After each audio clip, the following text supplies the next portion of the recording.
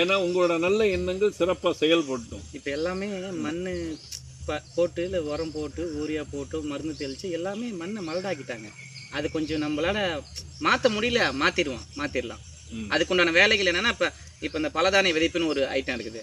அதை நீங்கள் வந்து ஒரு முட்டிக்கால அளவுக்கு வளர்ந்தப்புறம் அது மடக்கி உழுது ஓட்டிட்டிங்கன்னா எவ்வளோ காலம் நீங்கள் மண்ணை மலது படுத்திருந்தாலும் அது கொஞ்சம் மாறிடும். சூப்பர் சூப்பர், சிறப்பாக இருக்கும் இல்லையா? அதுலேருந்து இதில் வரவங்களுக்கு இப்போ நான் சொல்கிறேன், இப்போ ஹைப்ரிட்லேருந்து நம்ம இயற்கை காய்கறி சாப்பிட்ணும் அப்படின்னு வந்தாங்கன்னா நம்ம சந்தையில் வாங்கிக்கலாம். அதில் இல்லாமல் நாமளும் இயற்கை விவசாயம் பண்ணணும் அப்படின்னு ஸ்டார்ட் பண்ணுறவங்க பெருசாக பண்ணாதீங்க. பெருசாக சும்மா சிம்பிளாக ஆரம்பிங்க. ஒரு 20 சென்ட்டில் ஆரம்பித்து அதில் கற்றுக்கோங்க. விவசாயம் என்பது படிக்கிறதெல்லாம் கிடையாது. படித்தாலும் அவங்க நிறையா அதில் கற்றுக்க முடியாது. விவசாயம் என்பது அனுபவம் தான். நீங்கள் எந்த அளவுக்கு நீங்கள் இறங்கி ஃபீல்டு ஒர்க் பண்ணி அதில் கற்றுக்கிறீங்களோ அதுதான் விவசாயம். சூப்பர், அப்படிதான். அதுதான் இப்போதான் படிப்பெல்லாம் வந்துச்சு. அப்பெல்லாம் அந்த காலத்துல தாத்தா பாட்டிலாம் பண்ணி அவங்க எந்த காலேஜில் படிச்சாங்க? எங்கேயுமே படிக்கலையே. அவங்க கரெக்டாக தான் பண்ணாங்க. இடத்துல விதைய போடணும்னா டப்புன்னு அங்கே வரும். அவங்க கரெக்டாக தான் பண்ணாங்க, கரெக்டாக தான் வாழ்ந்தாங்க, வீட்டிலே தான் குழந்தை பெற்றுக்கினாங்க. இப்போதான் கொஞ்சம் அதெல்லாம் மாறி வந்துடுச்சு. அது யாரோட காரணத்தினால பசுமை பொறிச்சின்னு சொல்லிட்டு எல்லாம் உள்ளே வந்துடுச்சு. அதையும் மீறி நாங்கள் அதுக்கு மேலே பண்ணிட்டு இருக்கோம்.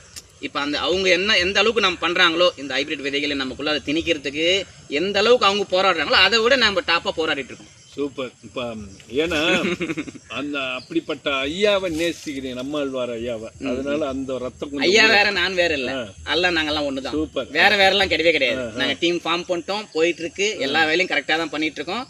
யார் இருந்தாலும் அது போயினே தான் இருக்கும். நானே சைலண்டாலும் அது எனக்கு அப்புறமும் இது இப்படி தான் செயல்படும்.